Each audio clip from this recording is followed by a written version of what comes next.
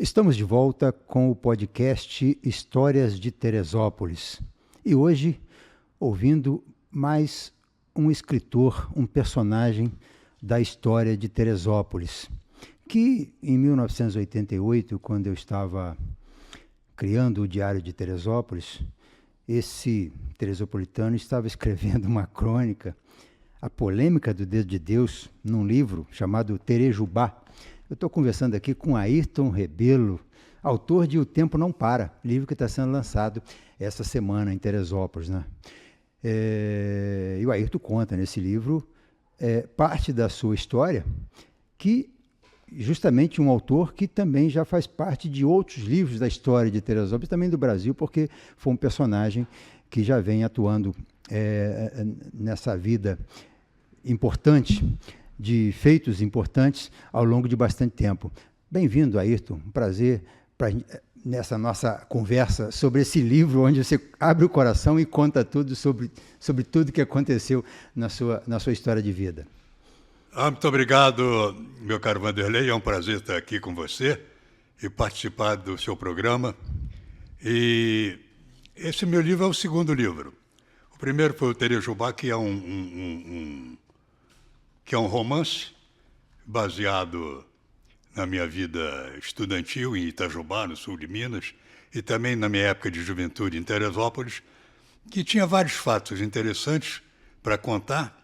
Então eu bolei um casal para ligar as histórias, né? Então, o Terejubá é isso. A história que você citou aí do Dedo de Deus é uma invenção minha para justificar por que o limite de Teresópolis com Guapi veio para cá, para o Soberbo, quando eu acho que devia ser no Rio, né? No Rio Soberbo. Já não teríamos... Que aí o Dedo de Deus seria nosso. Já não teríamos vários problemas, né?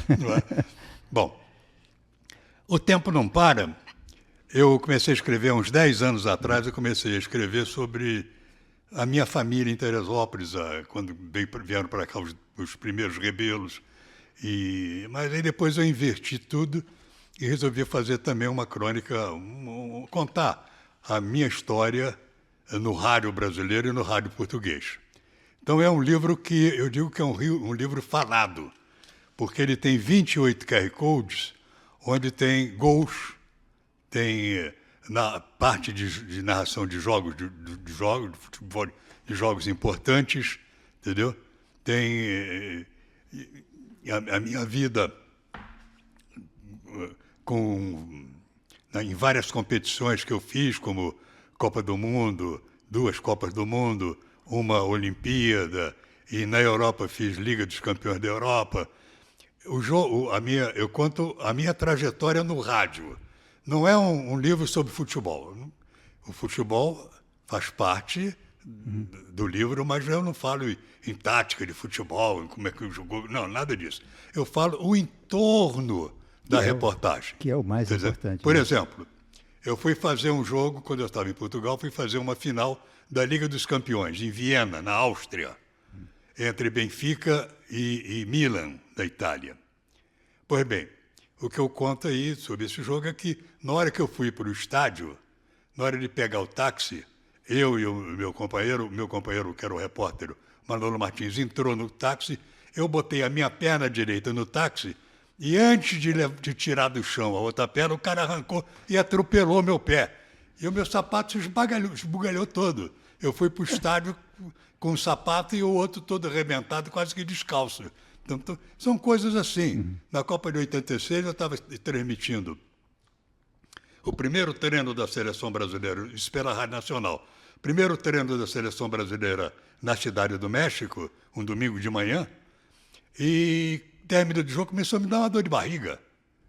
E aquilo foi aumentando. E o Tele, que era o técnico, treino não era 45 minutos, era 50.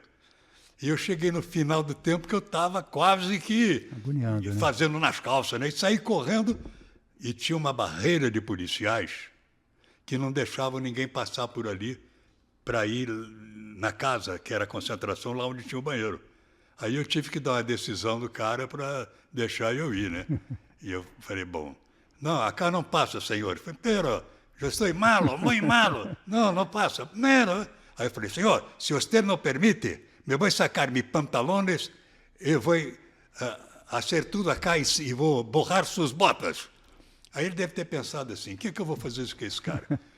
Jornalista, credenciado para a Copa do Mundo. Não representa tanto perigo, né? Eu vou prender esse cara, vai dar uma confusão danada, não é? Aí resolveu chamar um guarda, acompanha a senhora ao banho. Aí, primeira vez que eu fui no banheiro, com sentinela na porta. Então, essas histórias é que eu conto, entendeu? E são histórias engraçadas, mas que o entorno do fazem jogo, parte, né? o entorno, porque as coisas que eu vivi como locutor esportivo, como diretor comercial do Sistema Globo de Rádio em São Paulo, enfim, com a minha vida no rádio profissional. Inclusive na Rádio Teresópolis, né? Que você teve também uma participação aqui. Tem um período da Rádio Jovem T. Um capítulo sobre a Rádio Jovem T, que eu lancei aqui.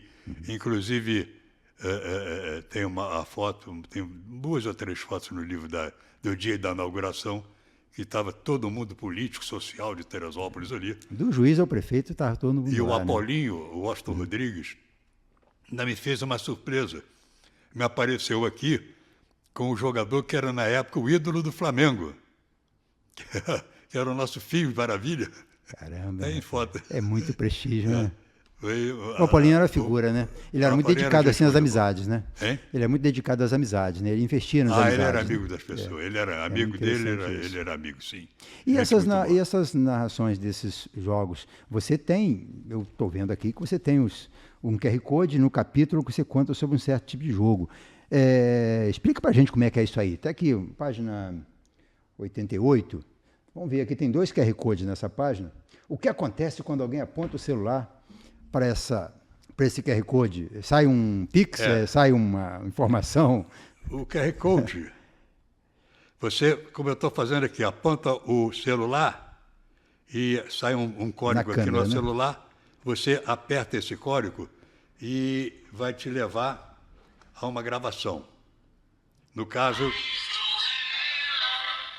fecha, bola trabalhada pelo Burro Chaga, vai descendo agora, ultrapassa o amigo do caminho, show, bola para Maradona, vai para Checo, gol!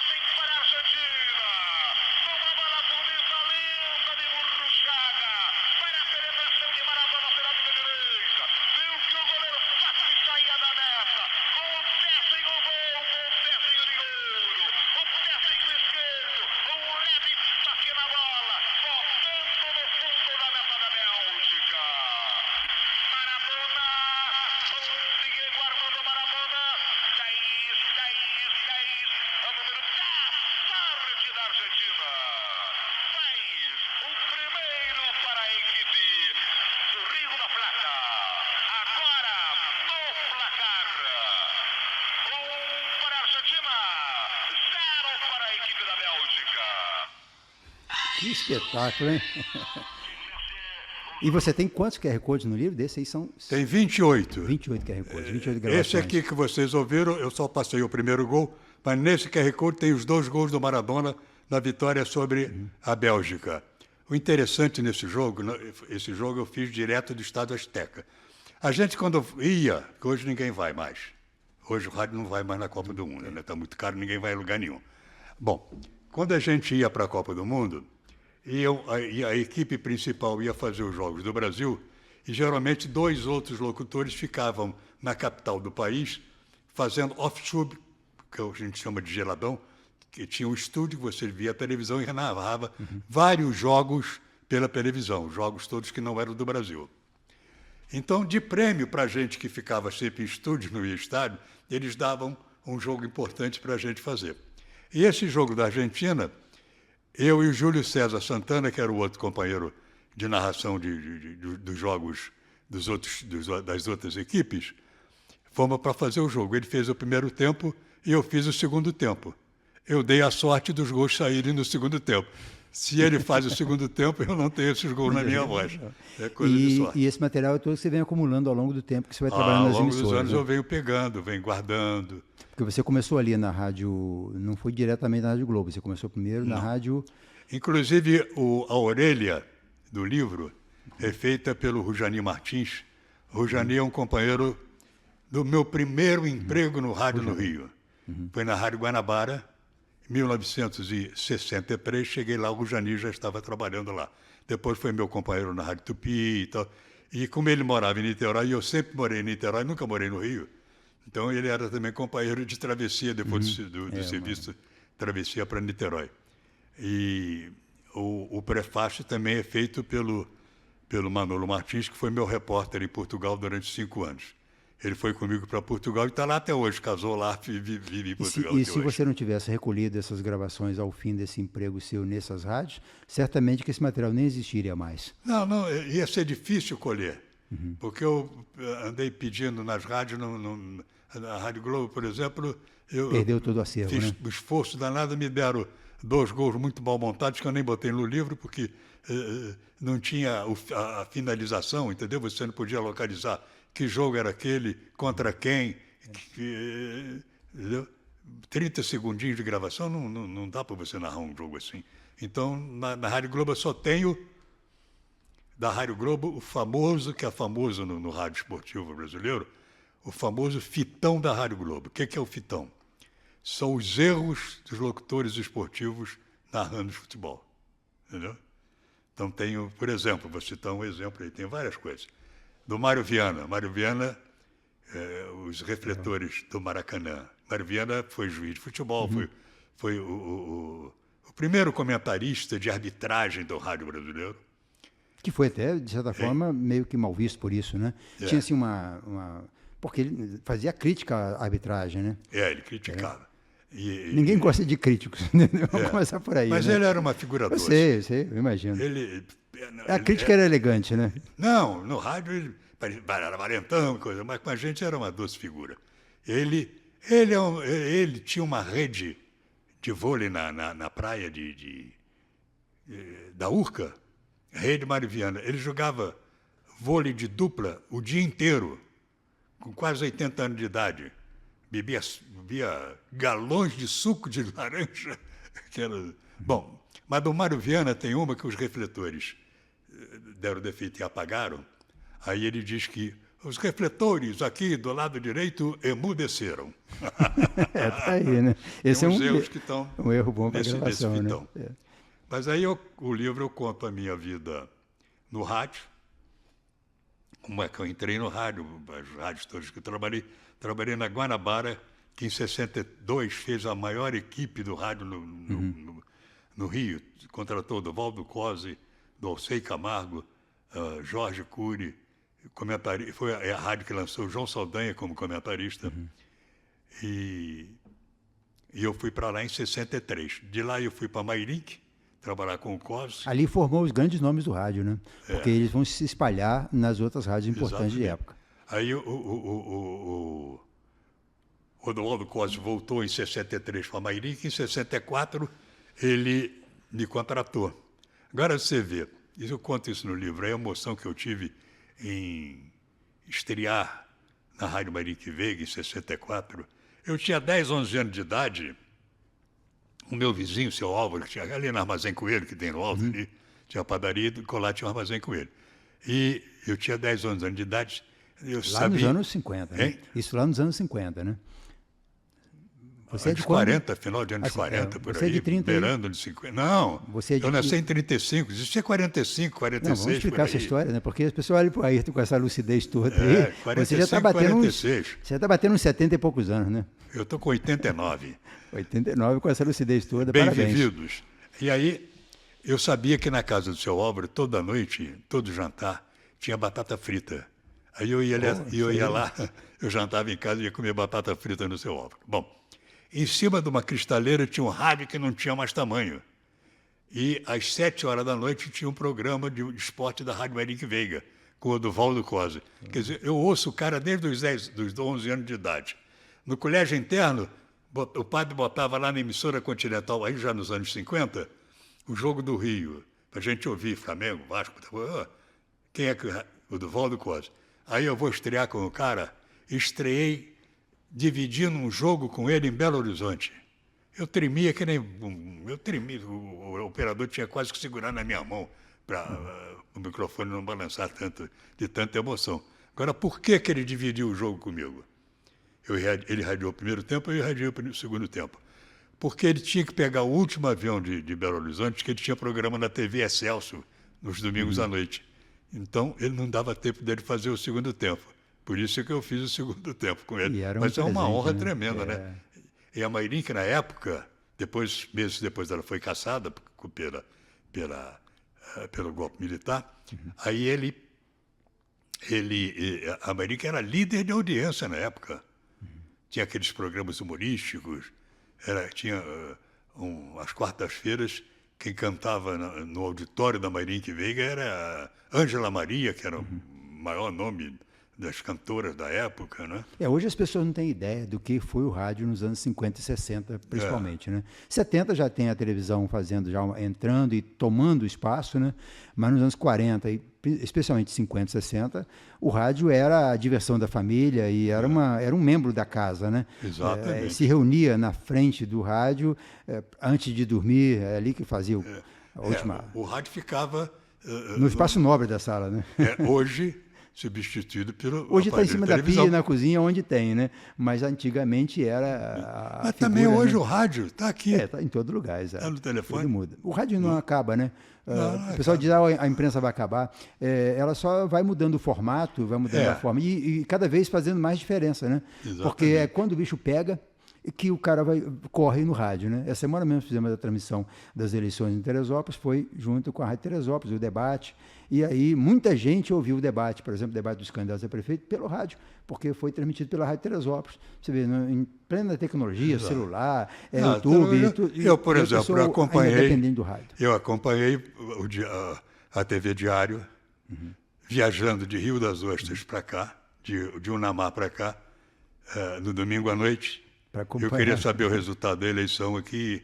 Então, eu peguei aqui e sintonizei no ônibus. O sinal fugia e voltar, mas estava lá. Não, não fugia, não. Que bom. Imagem perfeita.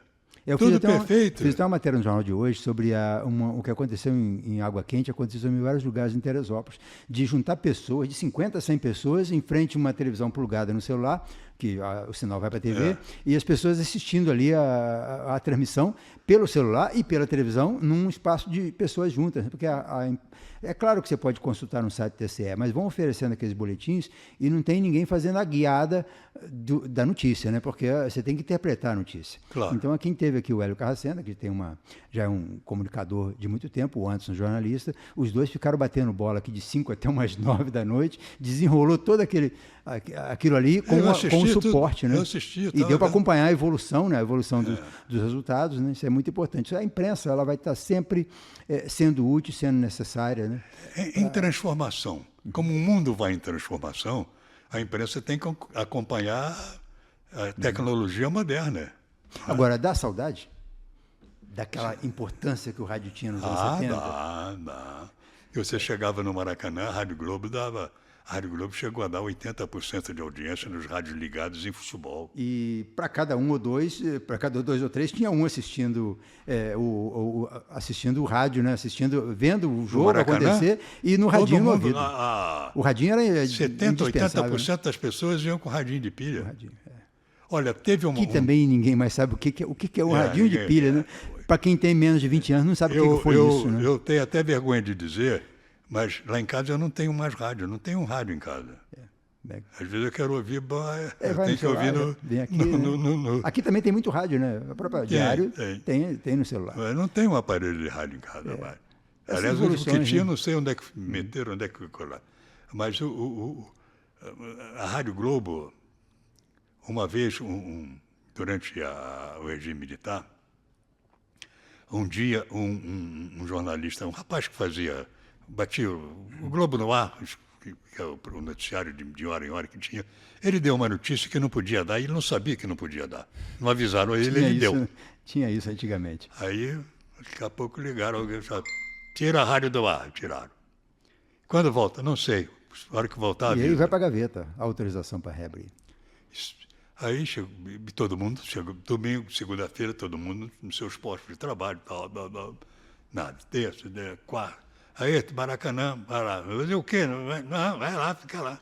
Aí eu fui para a cabine do Maracanã, tinha um jogo. Sem rádio para transmitir. Hein? A rádio só existia fisicamente, Fora- mas não tinha fora do ar, né? Fora do ar. Aí daqui a pouco o cara ligou o telefone lá. Aí, se prepara aqui, vamos voltar ao ar dentro de meia hora. Conversei com um sargento que conhece o coronel. Não, que eles avisaram. Dentro de meia hora vocês podem voltar ao ar. Receberam. A ordem era por telefone. Isso é o que foi o golpe militar de 64, que muitas pessoas cultuam como revolução e que muitas pessoas cultuam os milicos como elementos cidadãos brasileiros de grande, mas houve muita arbitrariedade. Bom, aí, mas o que eu quero dizer é o seguinte, a força do rádio.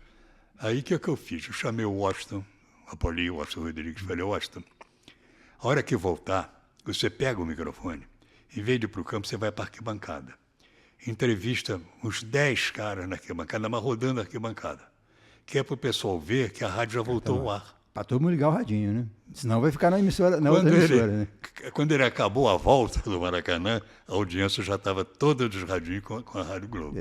É porque o público se identificava com os radialistas, né? Ele sim, gostava claro. daquela forma de Que narrar. naquela né? época, hoje Ele se você identificava. tem que ter um colete da CBF. Antigamente não, você vestia a camisa do patrocinador ou da rádio. Então todo mundo via lá quem era da Rádio Globo, quem era da Rádio Tupi, quem era da Rádio Nacional e tal. Não tinha problema nenhum. Você lançou esse livro agora, O Tempo Não Para, Memórias, no Rio de Janeiro. Foi semana passada, né? E aí, alguns desses seus companheiros de rádio chegou a comparecer? Ainda tem vários deles que estão foram por aí vários. ainda, né? O Heraldo Leite foi, o Heraldo é vice-presidente da SERJ, o Edson Mauro, que é o titular hoje da Rádio Globo, teve lá, o Antônio Carlos Duarte, vários companheiros estiveram lá. Porque eu sou um pouquinho, estou alguns anos mais novo que você, mas eu cheguei a conviver com alguns desses grandes nomes do rádio, né? César O Zé Riso, Carlos né? o Zé Carlos Araújo, César Riso. O Zé a não gente foi encontrou em porque alguns ele eventos. estava gravando um podcast na hora, mas ele ajudou muito, ele deu na transmissão dele, o Penido também fez muita publicidade nas transmissões da Tupi, sobre o lançamento do livro. A Rádio Globo também falou, o Edson deu na transmissão dele, um programa Globo Esportivo que é 8 horas da noite, o rapaz lá também me entrevistou e tal. Foi bom. Eu gosto muito de livros biográficos, porque além de contar a história daquele personagem que está sendo biografado, ele traz também flagrantes e pedaços, né, da história, do entorno dessa história do personagem do livro, né? Então nós temos vários personagens de Teresópolis que lançaram biografias ou contaram as suas histórias em livro. Então eu recebo como um presente para a memória municipal um livro contando a história de uma pessoa, de um membro dessa sociedade. Mas porque ele é muito mais do que isso, né? O livro conta muito mais do que a sua história. Conta a história de um tempo, né? Conta a história do entorno desse tempo, né? Então, eu aí, você presta aqui que eu vou te mostrar umas coisas aqui. Eu aqui nesse livro, a parte de Teresópolis, eu começo falando das minhas duas famílias. Eu sou Rebelo e sou Canando. Canando tem também sangue de Rocha, que minha avó Gabriela era da família Rocha. Ela era filha de uma tetraneta de Tiradentes. Então aqui, qual é a câmera que está pegando? Tem a 2 ali, tá bom. Aí. Aqui tem a casa dos primeiros Rebelos, em Teresópolis. Lá em Canoas. Lá nas Canoas. Né? E, então eu tenho várias fotos aqui. E a gente olha para Canoas. A história e conto as fotos, né? Canoas hoje é visto assim como um bairro urbano distante. Mas, na verdade, Canoas era a chegada da cidade naquela época, né? A Teresópolis chegava por ali. Porque não havia a subida pela serra e a melhor estrada era do Subaio, por onde as pessoas iam para Minas e também chegavam em Teresópolis, naquela região. Aqui a padaria, meu pai na padaria e eu também em frente da padaria. Seu pai foi político dos anos 40 a 70, mais ou menos. Não teve uma importância política. Foi vereador em 54. Mas ele já tinha uma participação política no final dos anos 40. Ele foi em 54, né? Ele foi candidato a vice-prefeito na chapa com o Vitor Jara. Aí, em 58, eles queriam que ele fosse vice. Eu falei, não, eu vou ser candidato a vereador. Aí ele foi se candidatou a vereador e no livro eu tenho a história dele como vereador. Eu conto toda a passagem dele como vereador, ano por ano, o que ele fez. Por exemplo, ele fez a Academia Teresopolitana de Letras. Ela Tem utilidade pública, né? Utilidade pública. Quem é que fez essa lei? Seu Alfredinho E ele Ribeiro. tinha também uma participação grande na questão da associação comercial, né? Da SEAT, Eu conto da aqui a estrada história. direta. Aqui eu conto a história da greve do comércio de Teresópolis. O comércio fechou um dia. Eu conto, papai era presidente da Associação Comercial, inclusive tem foto aí no livro.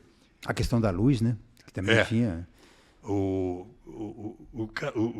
engenheiro da luz aqui em Teresópolis, que era chefe do escritório da Companhia de Energia Elétrica, chegou para papai um dia e falou assim, que era estatal aquilo, né? O governador Roberto Silveira mandou tirar o gerador dos agriões. Que auxiliava a usina do Ficha na alimentação de energia elétrica da cidade. Que vai levar lá para Angra dos Reis. Era um gerador a diesel, né? Era diesel. Aqui nos Agriões. Aí papai se reuniu com o Maurício Quintero. O seu Maurício era o conselheiro de papai. E muito influente. Ele era uma pessoa muito equilibrada, da família Regada já, né? Era uma pessoa muito equilibrada e tal. E papai, coisas mais difíceis, papai consultava ele. Coisa que dá problema. Como é que nós vamos fazer e tal. Aí ele e o seu Maurício falou, vamos fazer uma greve aqui, vamos fechar o comércio. Em 1 hora, fechou o comércio todo de Teresópolis. Várzea Alta. Isso sem celular. E com poucas pessoas tendo telefone, né? Só na boca, né? Corria, você vai pro outro, espalhava. Aí o delegado ligou lá para baixo e tal. Por que a gente vai e prende essa gente? Primeiro veio falar com o papai, resolve, o que foi, seu Alfredinho? Não, é isso. Aí ele ligou lá para baixo e tal. E o secretário falou com o governador falou com o secretário de segurança, que era um velhinho chamado Bandeira Vogan. Sim, eu lembro do Vogan. Lembra? Era presidente do Partido Democrata Cristão. De noite, às 8 horas da noite, não tinha estrada direta, não. O cara tinha que sair de Niterói, atravessar a barca, pegar Petrópolis e vir aqui. Ele estava sentadinho na associação comercial aqui em Teresópolis para explicar as coisas. Que não vou tirar mais e está tudo bem. Desculpa o mal entendido. Aí não tem a foto dele aí, mas tem a foto do dia que o Roberto Silveira veio para confirmar e depois veio para inaugurar o novo, que ele falou assim, não, eu vou botar um novo aqui mais possante. O político aproveita, mas você tem que ter aquele gancho, né? Para ele vir depois fazer uma coisa melhor, você teve que reclamar daquele que nem era tão bom, mas que estavam querendo tirar, né? Porque então, antigamente você não tinha... Antes das linhas de transmissão, você dependia da usina do Ficha, aquela usinazinha, sem vergonha, pequenininha do Ficha, né? E mais as usinas auxiliares da cidade, né? Que tinha da Grande Guarani, no Comari, e mais essa estação que era de combustível, né? A de óleo diesel aqui em Agrões. Não, e muita gente tinha gerador. Lá em casa, lá na padaria de papai, na padaria de Teresópolis, gerador papai diesel, tinha um né? gerador possantíssimo, que tocava tudo. Não podia contar com essa energia da rua, não, porque ela falhava sempre, né? As máquinas de chamar as maceiras, tudo. Só forno que for naquela época era lenha, não é? E ele sobrava tanta energia que tinha uma família, que depois eu vou dizer qual é, que é uma família que depois fez uma fábrica importantíssima em Teresópolis, uma família de espanhóis que morava num apartamento daquele edifício da esquina do Senhor Ademar, e papai esticou um fio do gerador para eles terem energia quando faltasse, para eles continuarem fazendo as suas bijuterias. Que coisa, né, rapaz? A Espabra. Por isso que a gente tem que cultuar, depois fizeram a fábrica da Espabra. Né? Começaram ali nesse edifício, nesse apartamento. São também essa família do o Quero Crespo, né? Espabra da família Crespo, né? Esse período da indústria de bijuteria em Teresópolis foi muito forte, né? Muitas indústrias. E começa pequenininho, dentro de um apartamento com luz emprestada. Com luz né? emprestada. Isso aí é... Por isso que são muito importantes os livros, Isso eu não sei se porque eu botei essas no informações... livro. Eu não sei se Eu já você tinha botei no livro. ouvido de outra pessoa, inclusive, esse episódio, não do empréstimo da energia para o apartamento, para iniciar a indústria, né? Porque, e essas coisas me comovem muito, porque o nosso jornal, que hoje, depois, em 82, eu montei uma gráfica, mas a gente começa a gráficazinha numa varanda Claro, que era eu uma lembro garagem ali, fechada, né? Não, Não, ali eu já estava já progredindo, né? Onde Eu saí, foi a primeira que eu não me foi lembro? no bairro São Pedro, o fundo das minhas casas, onde deixei de ter uma varanda para ter um cercado onde tinha a máquina e as caixas de tipo. E a gente começa a criar ali a gráficazinha, depois a gente aluga uma loja na Várzea, depois cresce e tal. Ou seja, e tudo grande começou pequeno um dia, né? Então a gente tem que, quando a gente olha assim, e tem essas referências de experiência, né, de pessoas que, você vê, o que tem a ver os Rebelo com a Spabra, né? Com essa família e com a bijuteria em Teresópolis, né? De certa forma, Eles eram participou, companheiros, né? eles eram companheiros de Rotary também, né? Certo. Papai foi presidente do Rotary. Papai foi presidente da Associação Comercial do Rotary, do Teresópolis Futebol Clube e vereador. E era o capo dos padeiros, né? O cara que... Padeiro, porque a padaria era uma referência, né? O biscoito... de Deus. O biscoito de Deus, né? Que era Tem e alguns tipos de pães, né? Aqueles turistas, né? Aquelas papai famílias tradicionais gostavam de vir por isso, né? A gente fazia, além do biscoito, que era exportado para o Rio, para Petrópolis e tal, ele fazia o pão de forma. Antes de entrar os pães industriais de forma aqui, dessas grandes firmas, ele que fornecia, ele era fornecedor da Alpina, por exemplo, da Dona Ela. O pão preto era vindo de Petrópolis, mas o pão o integral, o centeio e o de forma comum, o pão branco comia, ela comprava com a gente. E provavelmente também o pão sovado, né? Não se faz mais pão sovado, você não encontra mais. Um dia eu cheguei a ver no supermercado, olhei, falei, não vou comprar isso não, que não está com cara de pão sovado. Antigamente o pão sovado era o pão Proença, né? Chamava pão de Proença, né? Petrópolis teve muita fama, tinha padarias lá que eram muito especializadas nisso, né? Mas hoje só mesmo lá para aquele cantão de Minas você encontra aquele pão sovado tradicional, né? Que é diferente desse pão feito por essas indústrias de panificadores, não é o mesmo pão, é diferente. Mas é isso aí, Arthur. Que papo bom, cara.